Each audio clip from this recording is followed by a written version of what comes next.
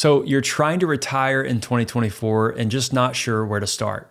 Well, today I wanted to share with you 3 different ideas that you can use to hopefully have a successful retirement here in 2024. So the first step in all of this is to really understand how much you spend on a monthly basis. I've found that most people really don't know what their spending looks like, nor how much they're actually spending every single month.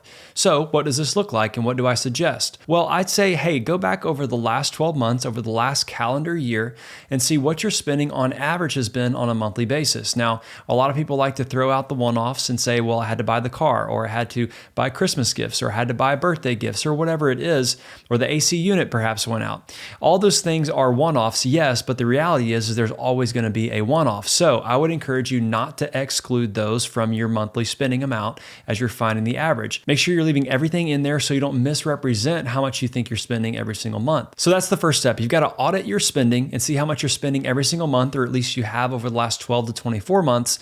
And the next step is to figure out how much money you have. Now, most people really don't understand how much they have saved, nor where all of their different assets or accounts are. A lot of people have old 401ks, old IRAs, old Roth IRAs. They're kind of spread out everywhere, and no one really has a good grasp of what their assets look like or where they're actually at. So the next step is to really consolidate or simplify your savings. You've got to understand where your savings are, and you've got to understand how you can make that a little bit more simple for you to understand and say, I've got X amount of dollars total. Here's where that money is. Here's how it's broken down. And what that'll do is that'll give you some clarity around your specific accounts, your investments, and then once you know where your money is and how much you have, you can say, because I know how much I have, I can figure out how much can I spend out of that portfolio. But once you figure out how much money you can spend out of your portfolio in a realistic manner over the rest of your life, what you can do then is you can compare that to how much you think you spend or how much you think you might need to spend on a monthly basis and see, are they the same? How far off are they? Is one higher than the other? And if so, what can be done to help mitigate that gap? So that's the first step. You've got to audit your spending. You got to figure out where your assets are, maybe do some simplification or consolidation to kind of get everything under one roof, and then finally figure out how much of your portfolio can you actually spend or withdraw on an annual basis. And then once you figure that out, you can compare that number with how much you expect or you think you need to spend every single month and see if they align at all or how far off you are. The second step in being able to retire in 2024 is develop your goals or maybe establish your why. Like, what will be your purpose whenever you retire? One of the biggest complaints from a lot of retirees whenever they have ample time or perhaps no, structure to their day, they kind of feel lost. They went to a job every day. They had people they worked with. They had responsibilities and things to do and people counting on them. But once they retired, they were like, man, I don't know what to do with my life. I don't know what to do with my time. I don't really have hobbies or friends or things in place to go do every single day. So take these few months here before you retire to say, hey, what should I be preparing for? What are my goals? What am I going to accomplish? What does my daily structure look like as I enter retirement? Do I wake up and go to breakfast? Do I wake up and go work out?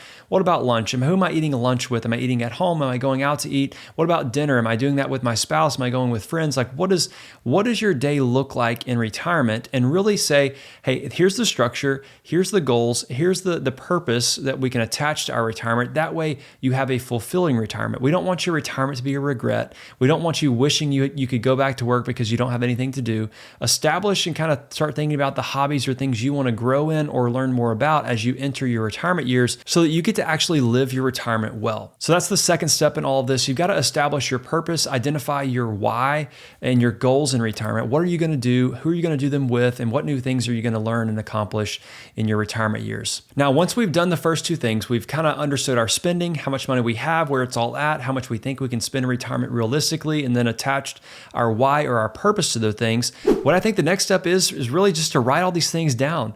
And I like to do this in a one-page plan. I like to say, hey, here's my goals, here's my objectives, here's the questions or concerns I have, and then here are the different mini plans that I can think about or need to consider along the way from an income plan standpoint, from an investment plan standpoint, a tax plan, an estate plan, a risk plan.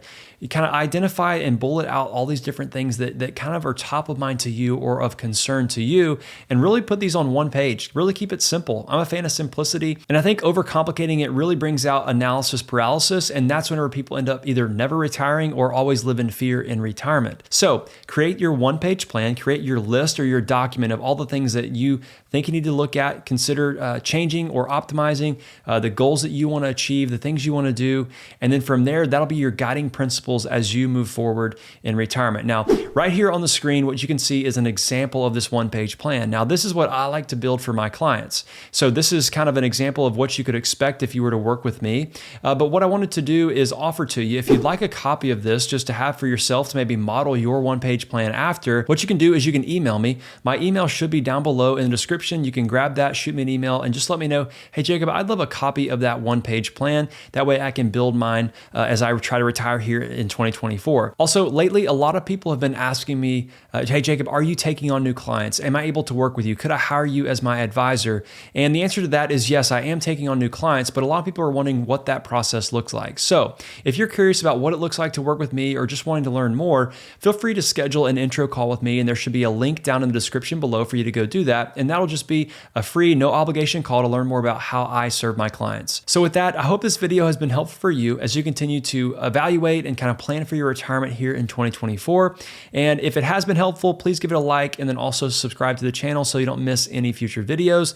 Thanks again for being here, and we will see you next time.